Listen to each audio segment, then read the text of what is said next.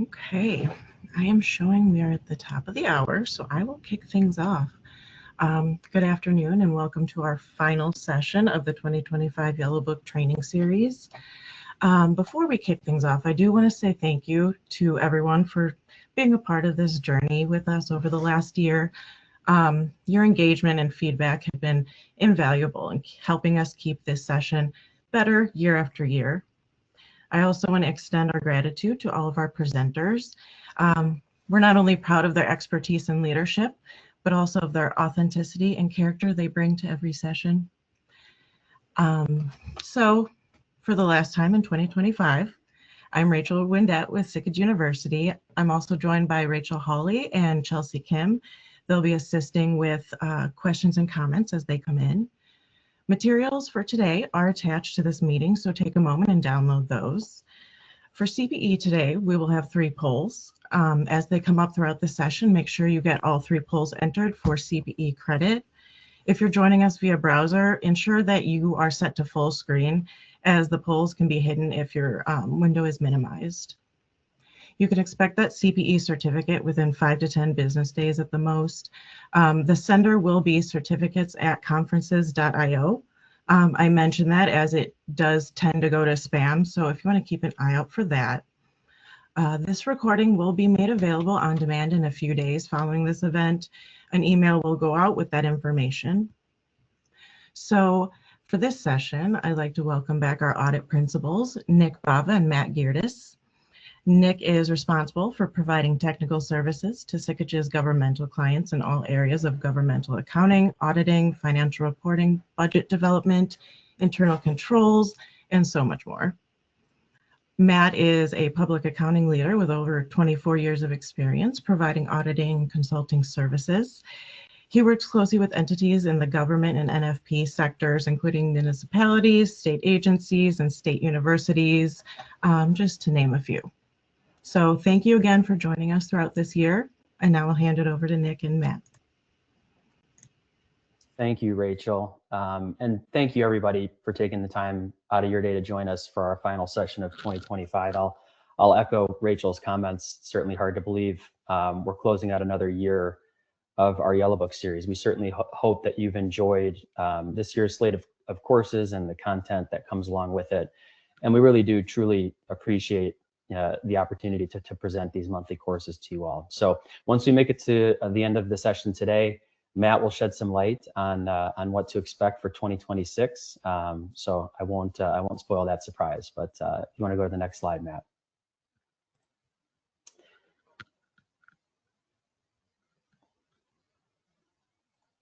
So the agenda for today in our final session of 2025, really we wanted just to take the time to briefly recap some of the newest GASB pronouncements while also hitting some of GASB's projects in process, right? And look at what's coming down the pike with GASB here, with what we need to know about, the next, 3, 4, 5 years in terms of future pronouncements and what they're working through. So the plan for today, I'll take everyone through GASB statements 103 and 104 at a very, very high level, not getting into the weeds on those, while also discussing the soon-to-be pronouncement statement 105 on subsequent events.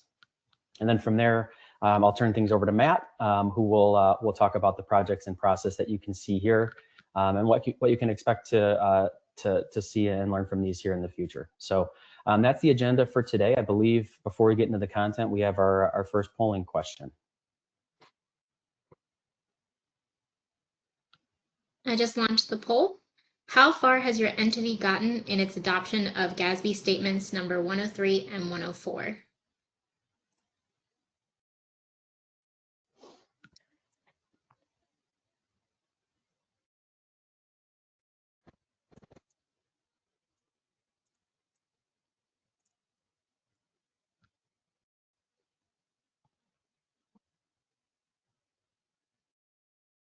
Give it just another few seconds.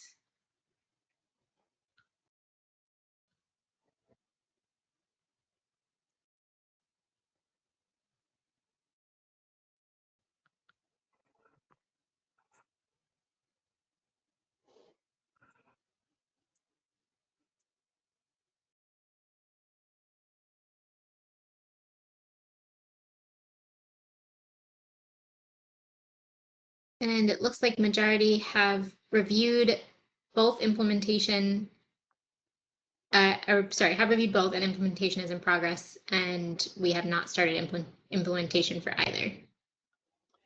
Can't say I entirely blame folks for wanting to not be overly aggressive on early implementing. We've been pretty busy on the GASB standards the last 5 years. So I get that. Although I like to see I do like to see those overachievers too. So. All right, so from a GASB statement recap standpoint, we're going to start with, on the next slide here, Matt, we'll start with GASB statement 103. We've covered this in detail during various sessions this past year.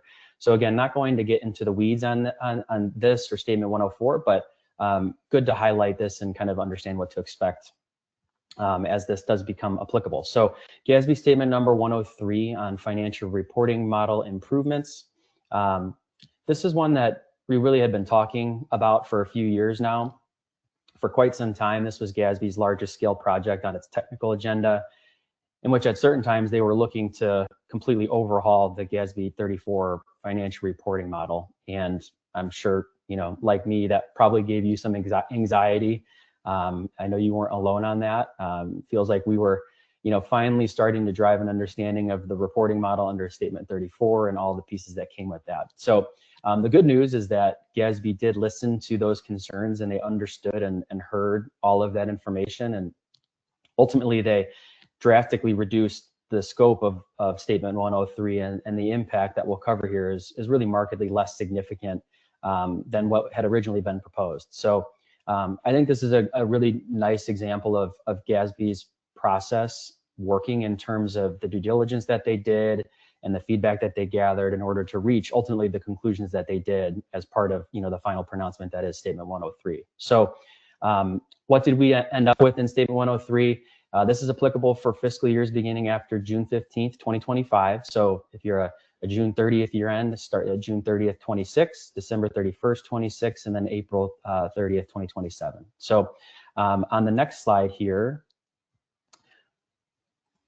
we'll see specifically the components that are impacted as far as the standard is concerned. So at various times I've called this standard the wait there's more standard. There really are a handful of items to consider here with Statement 103. That being said, I don't view the overall impact from the standard being overly cumbersome. So kind of going down the list here, first off, the management's discussion and analysis section has been modified. The gist here is that they saw this analysis becoming too stale year over year and really lacking the thought and the analysis that they were looking to get out of the MD&A. So they pared down some of the requirements of this analysis and instituted a new section in your MD&A called the detailed analysis section to really drive home, the thought and the analysis bit that should come along with that narrative. So that's the first part. Second, there were some terminology changes as it relates to unusual and infrequent items. These were previously called extraordinary and special items. Third, we will see some changes to proprietary fund financial statements and the statement of revenues, expenses, and changes in net position. These are really efforts to continue distinguishing between operating and non-operating activities, while also introducing a new category that's called subsidies. Okay. On fourth here, there were some changes to major component unit presentation requirements. Fifth, the statement does require governments to present budgetary comparison information now using a single method of communication, which should be located in your financial statements within the required supplementary information, the RSI section.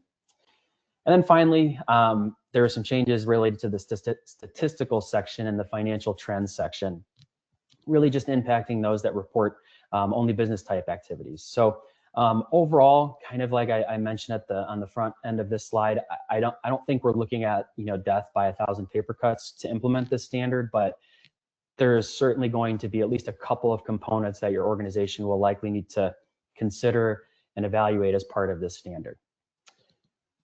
Next slide.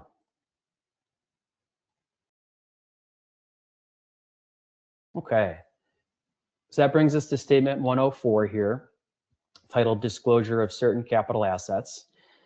So this one's a very low stress standard. Really, it's an extension of the heavy hitting standards of GASB 87, GASB 94, and 96, having to account for all of these intangible right to use assets. And what GASB saw was really an inconsistency in terms of how governments were reporting these assets, both in the financial statements and in the footnotes. So the objective of this standard, for the most part, was to simply update the disclosure requirements for these types of capital assets to ensure that the reporting of them was more consistent across all financial statements being issued by government. So additionally, there are some required disclosures as it relates to capital assets held for sale. We'll get into that here shortly. But overall, the requirements of this statement are effective for fiscal years beginning after June 15th, 2025, and all reporting periods thereafter. So same implementation period as we just looked at for 103. So June 30th, 26 year ends, December 31st, 26 year ends, and then April 30th, 2027 year ends. Next slide.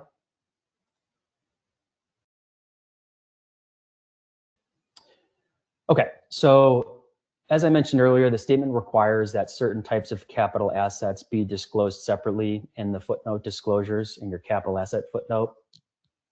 Lease assets, for example, under statement 87, those need to be disclosed by major asset class. Then you have intangible right to use assets in accordance with statement 94. And again, that was on public-private and public-public partnerships. Not overly applicable in terms of the clients that we work with, but if you do have them, those also should be disclosed separately by major asset class. Then finally, subscription assets recognized in accordance with statement 96, SPIDAs.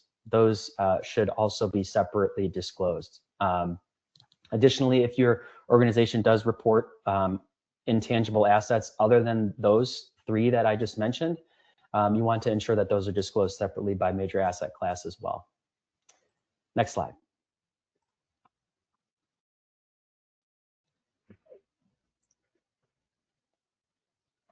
Okay.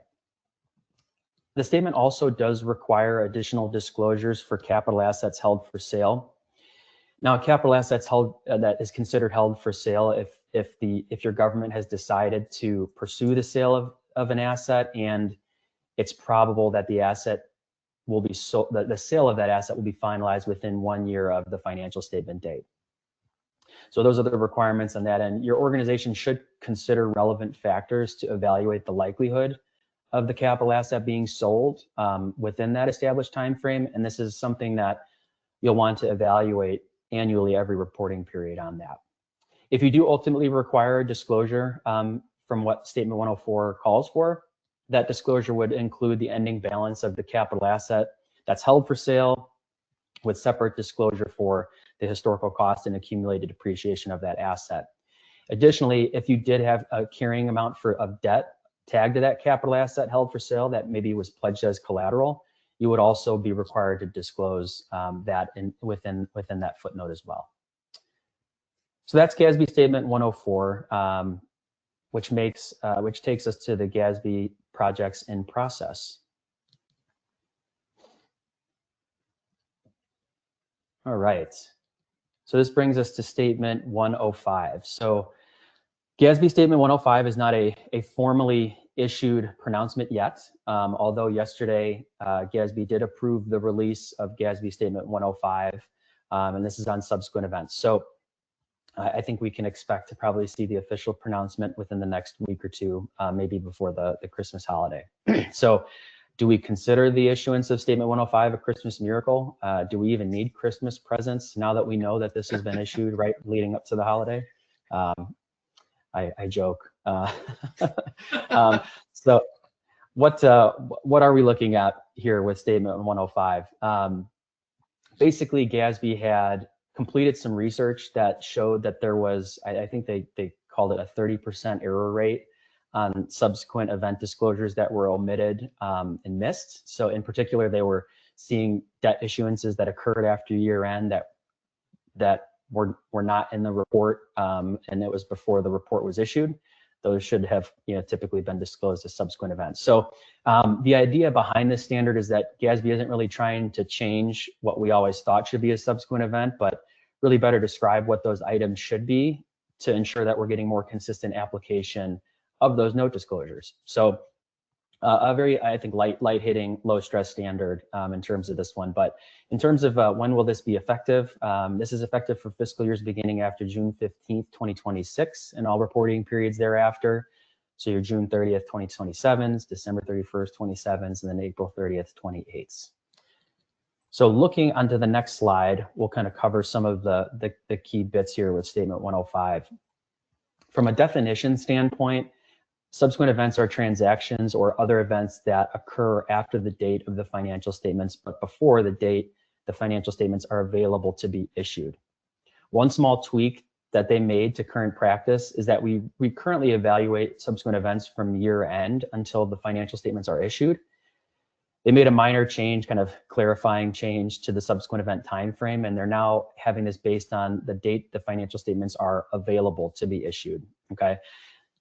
The standard describes the date the financial statements are available to be issued as the date at which the financial statements are complete in a form and format that complies with GAAP, and all approvals necessary for issuance have been obtained. So that's really the new definition. Again, more of a clarifying item. They did say that in the final pronouncement that they will better describe this terminology based on some of the feedback that they gathered as part of the implementation. So that's really the definition. On the next slide, within subsequent events, there is language and information on recognized events, which GASB didn't really tweak in comparison to previous guidance. From a definition standpoint, a recognized event is a subsequent event that, one, is indicative of conditions existing at the financial statement date, and two, informs the inputs to an accounting estimate measured as of that financial statement date. So basically, these are things that happen after year end, in which this new standard will help provide guidance on how to evaluate and potentially measure an event. So sharing an example that GASB provided in their exposure draft on this, say there's a bankruptcy of a water utilities major customer during the subsequent event time frame. That may certainly be indicative of deteriorating financial conditions that existed at the utility's financial statement date. So in this circumstance, the utility's financial statements as of their year end should potentially incorporate that event into the measurement of its uncollectible accounts receivable, its allowance for accounts receivable, right? Since that is an accounting estimate. So just an example to kind of connect the dots on that. As always, these are items to consider and discuss with your auditors to ultimately determine appropriate treatment and recognition. I always find it helpful to give an example of something like this. So that would be a recognized event. On the next slide,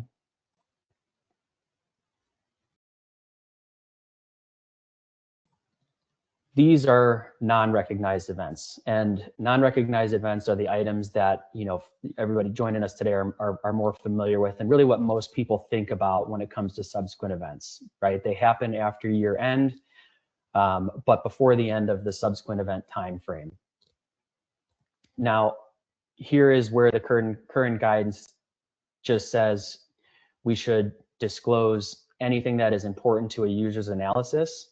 But as I mentioned earlier, after GASB's research, there really wasn't consistent application. So they decided to, in the proposed exposure draft, that there were some items that should be specifically identified and considered when evaluating potential subsequent events. So going through these real quick, the first being a debt-related transaction, second being a government combination or disposal of government operations. You would disclose a change to the legally separate entities that compose the financial reporting entity. The fourth bullet point there, the application of a new tax rate. This was originally included in the exposure draft. However, based on feedback, the GASB did indicate that they would be taking that out of the official pronouncement. So I would expect to not see that being a required element to disclose. And then finally here, the last bullet point there, kind of the blanket statement. If you have a transaction or other event that would be considered essential to a user's analysis for making decisions and assessing accountability, that would qualify as well. So if any of these happen during that subsequent event period, you would disclose them in the notes to the financial statements.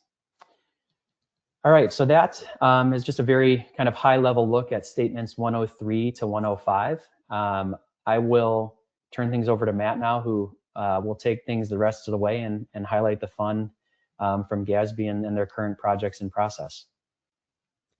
And it's always fun. There's plenty of things that they're thinking about, and something that's been very GASB has been very forthcoming about has been on their technical agenda is that if you compare the technical agenda as of today versus where it was about 5 years ago, or maybe even back then, the quote unquote laundry list is significantly smaller. And it's because one, GASB is really working hard to take a look at the fact that units of local government they're dealing with resource shortages and resource constraints. There's definitely a shortage of CPAs. CPA societies across the country and the ASCPA, they have been talking about it forever. In fact, there's changes about how this it's working to actually become a CPA. So what they're doing is really trying to get the items that have the biggest impact, that is the most prevalent issues. One of the committees that works with GASB is it's called the GASAC, and that's basically a committee of practitioners. Some of them are auditors, CPAs, some of them are industry representatives. And what they do is they actually provide information on what are some of those hot topics. And in fact, every once in a while, GASB will come out with an invitation, a comment, and provide everybody with opportunities to say, hey, what are those issues that are popping up into my universe that we need to be thinking about? FASB does the same thing as well, although FASB does it a little bit more regularly than the GASB does. But GASB does it, and it's for what they deem to be sufficient. So the nice thing is right, these items that are out there are items that are considered to be a little bit more of the significant items that are impacting industries. It could be coming from the users of the financial statements, maybe the analysts, the general public. There could be stuff coming in from the auditors as well. It really just depends on where it's coming. There's a lot of different variety of sources of what triggers these discussions. So 105, for example, what Nick was talking about there, that was a combination of users of the financial statements, and also there were some questions from some auditors asking about how do we capture this information a little bit better, and taking what's already in GASB 56 and providing a little bit of a refresh, because 56 came out a number of years ago, and obviously now we're at 105, to refresh and remind everybody that yes, these disclosures need to be happening. And then also provide some updated language with GASB's current reporting standards, considering GASB Statement 100 when it comes to adoption of accounting principle changes, the concept statements. So there's lots of different things that happen with these things as well. So that's how we got from 103 to 104 to 105. Now, these next couple of projects that I'm going to be talking about some of these have a little bit of a shorter runway. This one in particular does not have a very short runway. In fact, this one's been going on for quite some time, the Revenue and Expense Recognition Project. So originally this started in September of 2015. And the whole premise of this is to develop a comprehensive model when it comes to revenues and expenses and recognition. And it's because, from the purpose that we've got on the slide here, there were a couple areas where the guidance on when it comes to what's an exchange transaction is either limited or non-existent in the GASB standards. And then the accounting rules and regulations for non-exchange transactions, GASB 33, for example, they could be improved and clarified because there were still some deviations in practice. And that's something that, at Sikich we've seen as well, as well. So now, this is currently in what's called the preliminary views redeliberation phase. So, as I mentioned, GASB started this project when they were doing a post-implementation review of 33. And then it evolved into going onto the technical agenda in September of 2015. They moved to an invitation to comment before they even did a preliminary reviews because they knew this thing was going to be humongous, right? And it came out in January of 2018, and everybody had an opportunity to provide comments, and there were a lot of comments about some of these views. And then the board came out with their preliminary reviews in June of 2020. And there have been a lot of feedback back and forth. There were lots of there was a comment period. There were public forums, and needless to say, the GASB has really taken their time with this as well. The last update we had, I think the last when we did this in December of 2024, the discussion on this project was saying that you were expecting to see a preliminary views. That's the first stage of the due process. Normally, they were expecting that by the end of this calendar year. Well, that's not going to happen at this point. Where GASB is actually at in their redeliberations and where they're at in the process, they've pushed it back to now they're thinking Q1 of 2027. So, more than 10 years, 12 years since this thing really came out before it's going to turn into a potential, just a preliminary views. Remember, after we go from preliminary views, then we go to an exposure draft. There's comments on that. There's redeliberations. And then you have a final standard. And then after the final standard, you have an implementation period. So we're not close on this one. However, it is something that's very high on their priority list. So they're working hard on it. It's going to be a big shift, but it's not going to be something anytime soon. So that's why we want to put this on everybody's radar, and we want to make sure that people are paying attention to it. Okay, so let's go into a little bit of those objectives of what they're trying to get out of this project. And really, it's putting in information where there is no guidance. So outside of certain things on the expense or expenditures side of the ledger, like dealing with like pension expense or OPEB expense, where the guidance on what's recognized as inflows and outflows under 68 and 75 and those standards, leases, all that stuff. There's specific guidance for those specific classes of transactions. For the regular run-of-the-mill transaction, such as an accounts payable or a prepaid, or some of those basic concepts of when you recognize expenses, GASB's literature, believe it or not, doesn't have anything in there. So that is one of the main things that they're trying to capture in this project, which is why it's taking so long. Now, there's also areas where there's limited guidance on what's out there, what those exchange transactions, certain revenues. So an exchange transaction is, remember, that's where your one entity is giving up something and receiving something of commensurate value. So there's an exchange between the parties, right? So very different than non-exchange transactions, which is what's covered in GASB Statement 33. That's where we're going to see those non-exchange transactions. Definitely some practices and challenges when it comes to adopting this as well. Another thing that's happened is recently is GASB rolled out their conceptual framework a number of years ago and is rolling it forward. The conceptual framework, just as a refresher, is the underlying structure underneath GAAP. It's talking about what is it that they consider to be something you want to recognize, something you want to measure, something you want to report, or something that's not, that doesn't meet those criteria. There's multiple chapters talking about assets, liabilities, inflows, outflows, deferred inflows, deferred outflows. It's quite extensive. So so what they want to do is work this model into that conceptual framework so that all of GASB's literatures are talking about. Now, entities don't implement a conceptual statement or a conceptual framework. That's just the underpinnings that's out there. But it's something you definitely want to pay attention to. And then the other thing when it came to revenues and expenses is, especially on the revenue side, is leveraging those against models that are basically generally understood. If you talk to an accounting student today and they're taking their basic accounting classes and they're talking about revenue recognition, the primary focus where they're starting their accounting training on is FASB, ASC, the accounting statement codification section 606. and that's talking about how you recognize revenue in these types of transactions.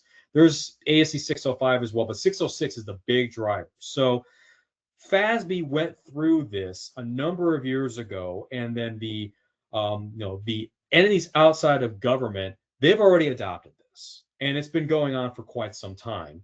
And the general consensus, even FASB's came out with their own post-implementation studies and said this works. People understand this. This is how we're educating our students on this. So we want to make sure that what GASB is doing is trying to link this up with the FASB side of the house. Okay, now I mentioned before where they're at. So this is focusing on, I said, non-exchange revenues, expenses, and exchange revenues and expenses / expenditures.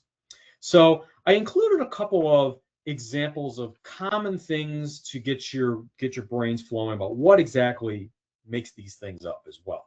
So you can kind of categorize these as well.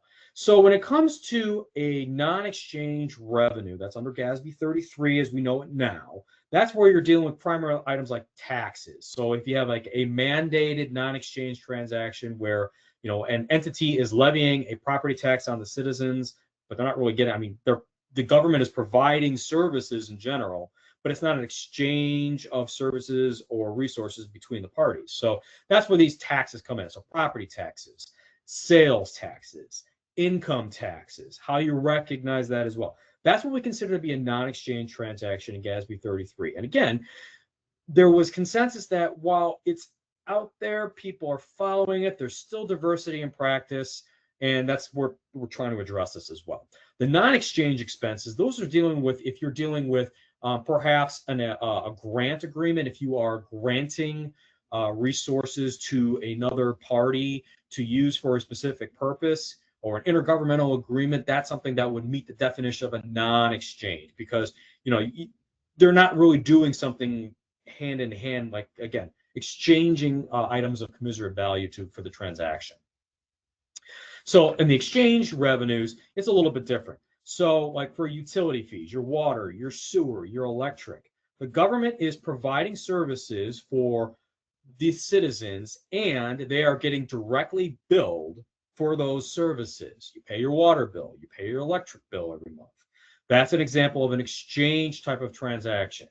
You can have exchange type transactions. I mean, yes, they're typically done in enterprise funds, but you can have them in governmental funds as well. So, so that's a very common description of those. Now, the exchange expenses exactly is that those things where the government is receiving services or receiving goods, and they have to outflow some of their resources to get that in exchange. So vendor payments, that's something where, you know, exchange and non-exchange, exchange expenses, can you see those in governmental funds? And you're seeing them all the time. So now, where the GASB is at in this debating project, where they're at as far as the preliminary redeliberations, they're basically done with the non-exchange side of the ledger. So what they're doing is they're looking at categories, what they're calling Category A and Category B transactions. Category A is those exchange items. Category B is those non-exchange items as well. So, and they got through non-exchange, I wouldn't say quickly, but faster than some of the other pieces, because there was already existing guidance. They knew where to start, and they were just tweaking and modifying their existing language from existing guidance into this model. Exchange is where the current work is occurring right now, and that's where the redeliberation process is happening, and it's why it's taking so much time. Now, the last thing we'll talk about when it comes to the RER, and it's something where if you've ever looked at the ASC 606 on the FASB side when it comes to revenue recognition, if you'll recall that there are 5 things that have to happen when it comes to recognizing revenue. The first one is dealing with something called a performance obligation. And that's the piece. Now, they're not bringing in the 606 model 100% into the GASB literature, because some of it just clearly doesn't make sense. But some of it is. So, and one of the things, those concepts, is a performance obligation. So what we're talking about is a distinct set of goods or services that are identified in an exchange transaction. Now, those performance obligations are basically being used as that unit of account that triggers what you're going to physically recognize on your general ledger / financial statements. And also being considered when it comes to performance obligations is transfer of control of those resources. And then that's when you're going to be recognizing an accrual. And that's if you're on a GAAP basis, because normally you recognize an accrual first, and then you translate that accrual into when you actually receive the resources. So essentially taking a receivable and a payable, and when it turns into cash, or you can actually recognize it as revenue / expense on your financial statements.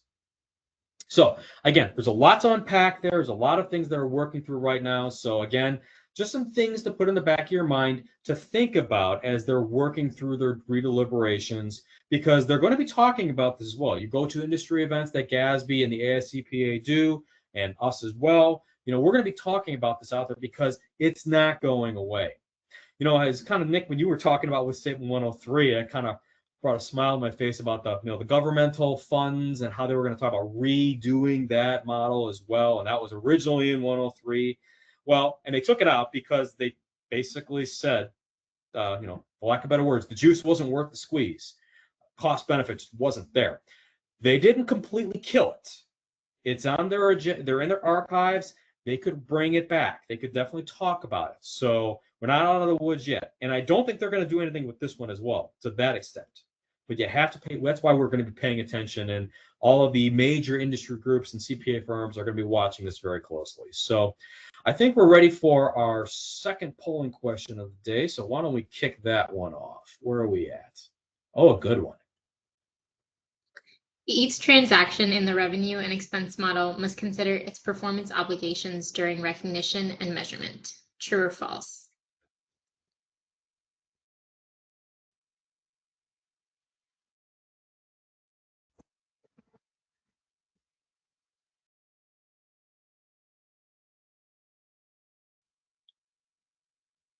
And on my side monitor and seeing where these are coming in, this is. Give it just another few seconds. Make sure that you're responding to the polls to receive credit.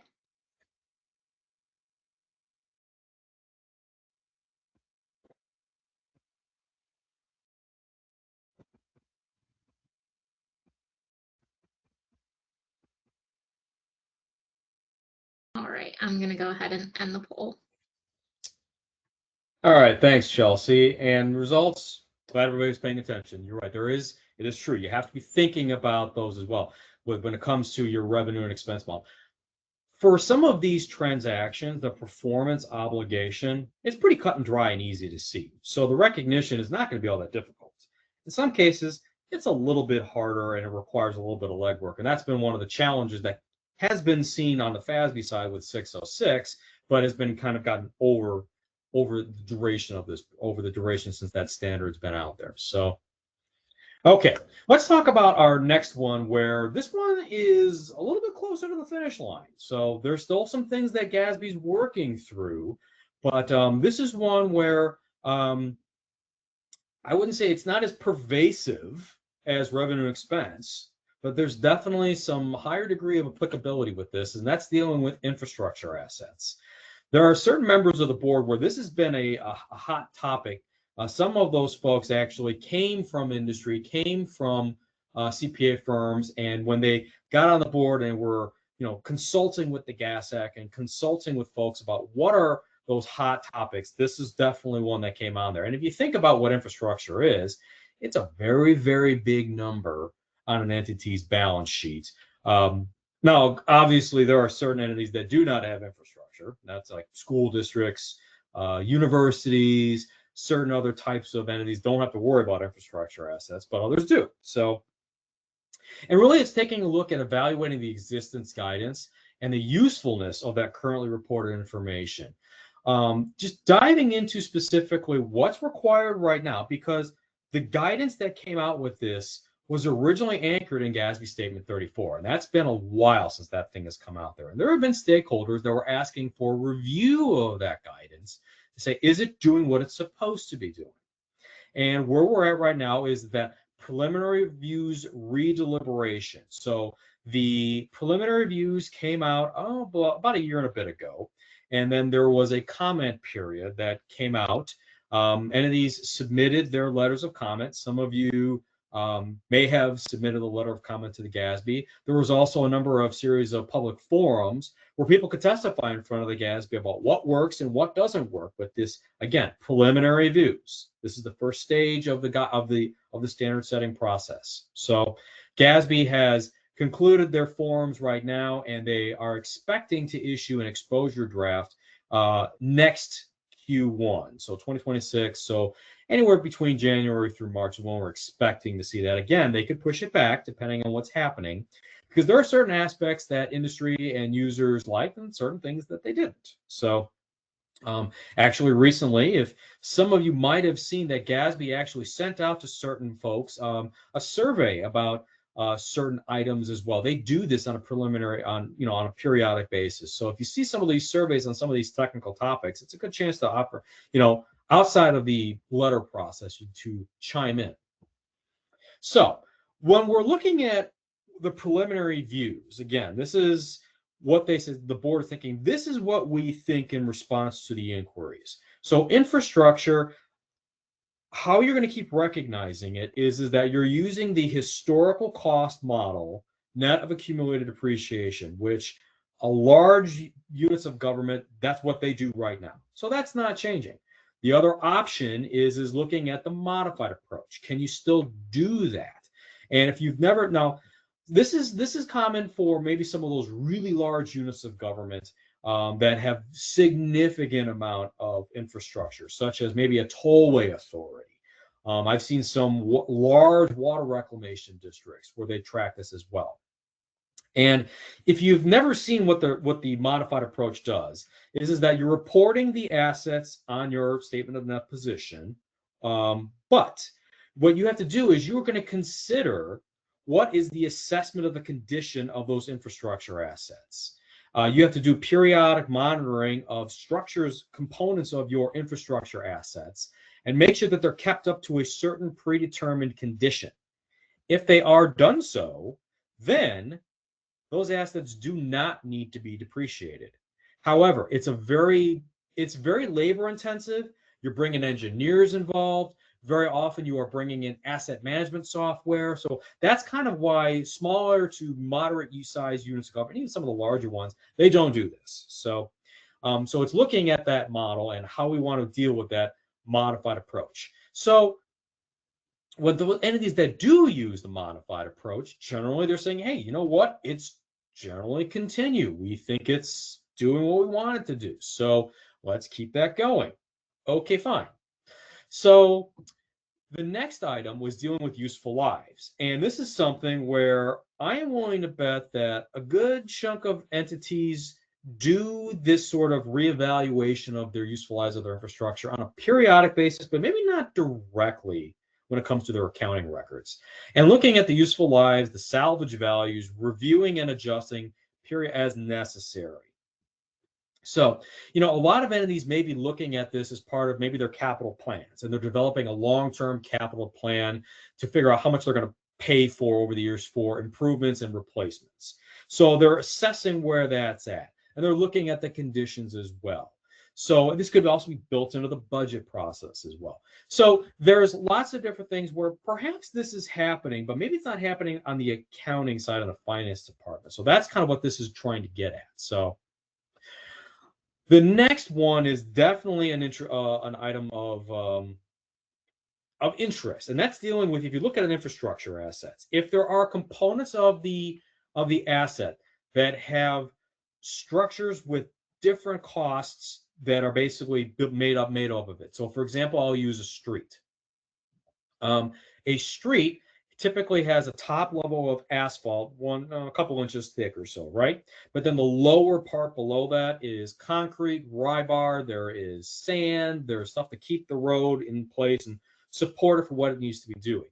What this piece of the views is saying is that if there is a component that has a cost and it's significant related to the total cost of the asset, well, theoretically, you should be breaking that out separately evaluating the useful life, and depreciating it if it's substantially different. The challenge of that, of course, is that how do you know it's substantially different unless you look at it? So that's an area of interest that industry has been pushing back with GASB on this one specifically. Now, when we talk about these disclosures, what's in versus what's out, and there are already disclosures. So what GASB is doing is proposing a couple of different disclosures that need to come into the financial statements. One of them is a policy describing, well, how are you capitalizing those infrastructure assets or estimating the useful lives of your infrastructure assets? Your SSAP probably already has information talking about your capital assets and what you're doing already. And I bet you money it's probably got this information as it is. But it's really just defining it specifically for infrastructure. So it potentially could be some add-on language to your existing policy. It could be maybe breaking it from your capital asset policy to a separate policy. So that's what potentially this is looking at. And then also how you are monitoring and maintaining or preserving your infrastructure. That's definitely one that's been an item of interest, because what it's almost doing is that it's trying to drive towards what's called a deferred maintenance obligation. And that's something that certain users of the financial statements, they really want to know. Basically saying, well, you know what? If your shortfall of revenues and expenses, and we have this obligation to maintain the infrastructure, and we just keep pushing it off because we don't have enough money or it's going to be down the road, what is that going to cost us to get caught up? The challenge with that is how do you measure that information? So that's kind of a little piece of what this is driving into as well as that third bullet, which is what was your maintenance and your preservation expenses for your infrastructure during the reporting period, regardless if you're on modified approach or not. And that was something that, again, trying to drive toward what is that deferred maintenance obligation that again, how do you quantify and calculate that for the financial statements? The users may want it, but it's just, again, certain folks may want it, but maybe its information is in different spots of the operations, the capital plan, the budget. Well, GASB heard what the views was, and this is coming out. So when we see the exposure draft, this shouldn't be in there. So now another item that's going to be in there is looking at those infrastructure assets and separately identifying and disclosing those asset costs by class, by network, of what's achieved essentially 80% of its useful life and essentially is going to have to be repaired or replaced in fairly near future. Also, if something has exceeded its useful life, but it's still in use. So on the financial statements, it's fully depreciated.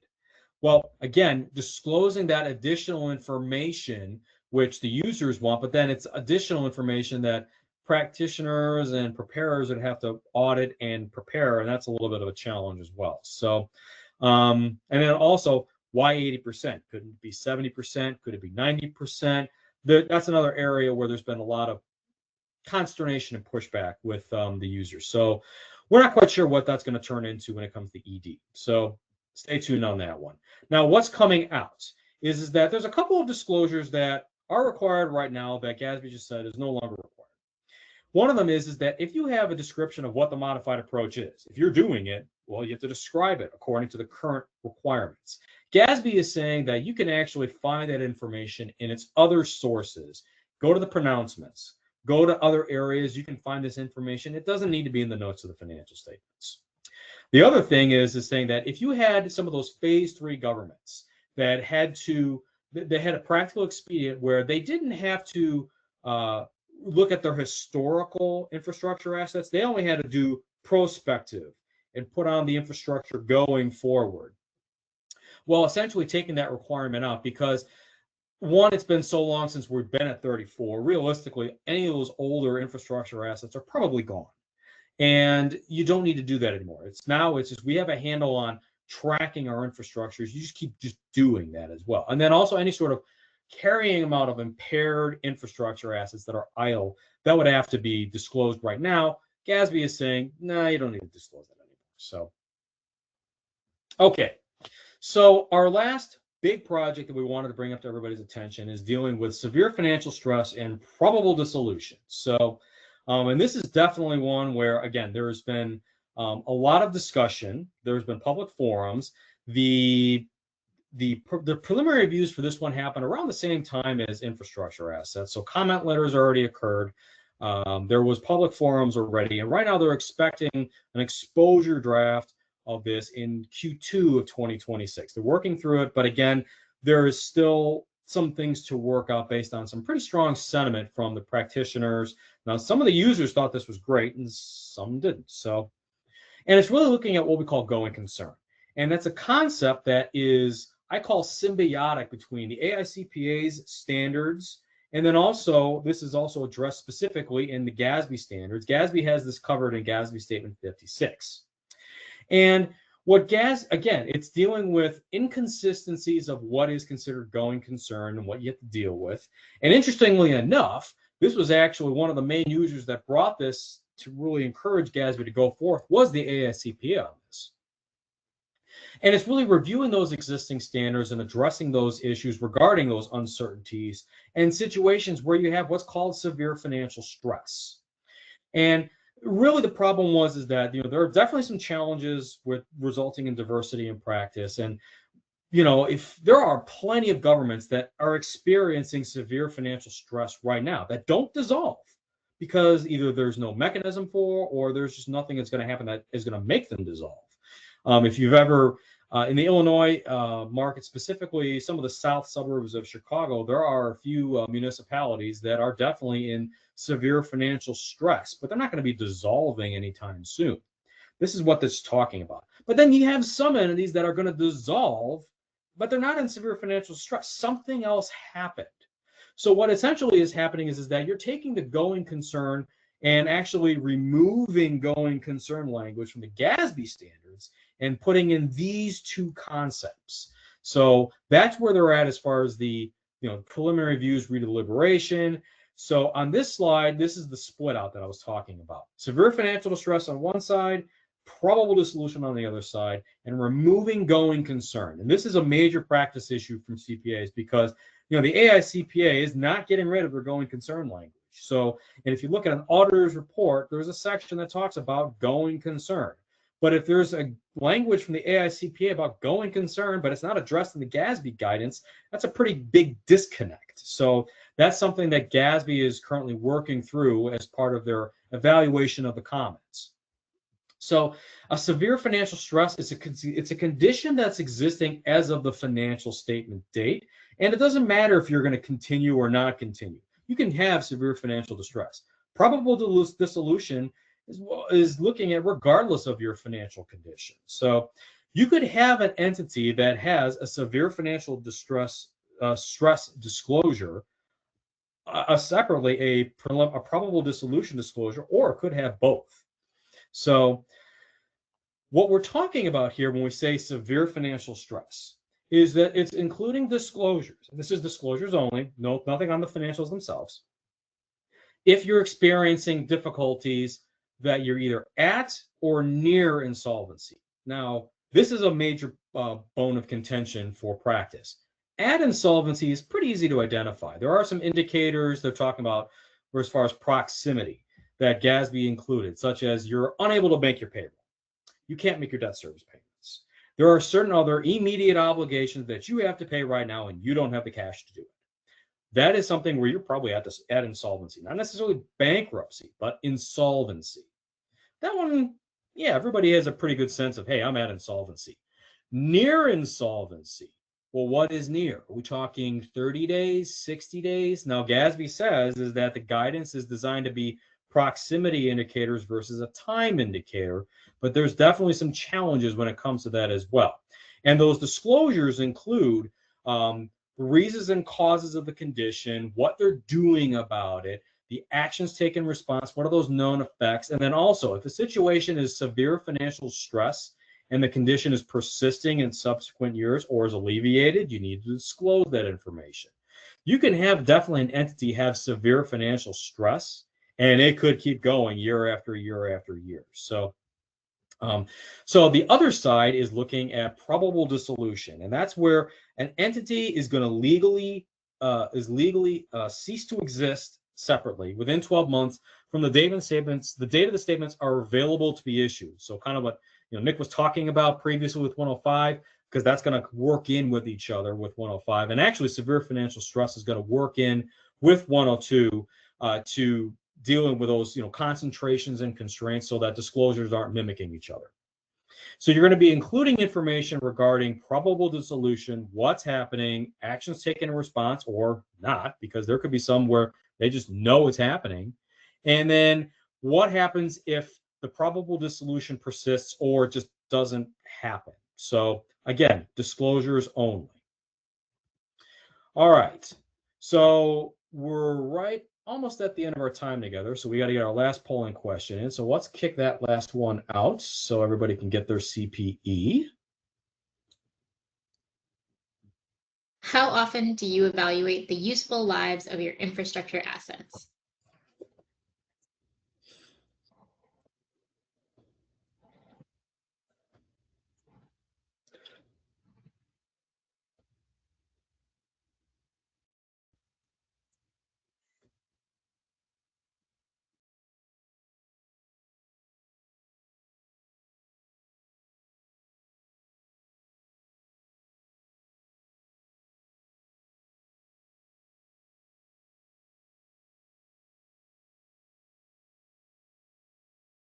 I'll give it another 10-15 seconds, so make sure you get your responses in.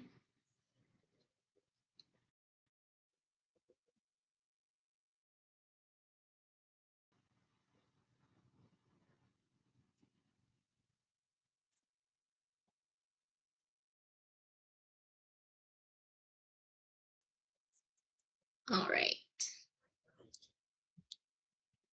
All right. So kind of a mix, which I guess I'm not terribly surprised to see that as well. So, all right.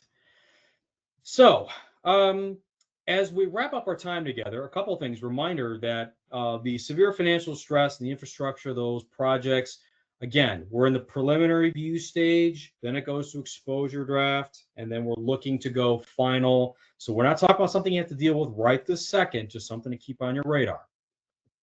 Now, something that I said I wanted to make sure, as Nick had alluded to, is that our 2026 Yellowbook Series is going to be beginning in February.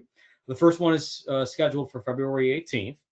And there is an initial slate of topics where we're in the process of locking down and getting those dates on people's calendars. And that's going to be dealing with items like ACFR preparation, some tips and tricks thinking about not just the implications of 103, but then also just the other pieces that haven't changed, but they have to be doing this. Fraud discussion, that's always a fun one. Some of the latest of maybe people doing what they shouldn't be doing and how they got caught and what happened. We'll talk about some GASB updates as well. And then we'll also be talking about some items such as internal controls. We'll also be keeping an eye on what the GASB is up to regarding a few of their other projects. If you joined us last month, you remember that there is a voluntary digital taxonomy project where GASB actually met yesterday with their working group. They're in discussions right now as far as putting out something, but it's a little bit different than their other projects because of the fact it's voluntary. GASB is also working on a implementation guide update for 2026, the summer 2026 drop. And there's going to be more so focus on 103, dealing with maybe items like subsidies in 103. So that's one where they're in the process of discussing it right now, but we haven't seen what that looks like yet. So, but again, it's coming out there as well.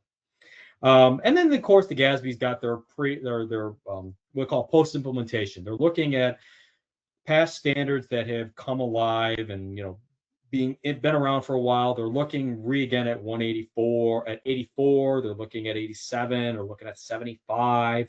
They're looking also at with their pre-agenda, meaning it's not even a project yet, but it's on the radar.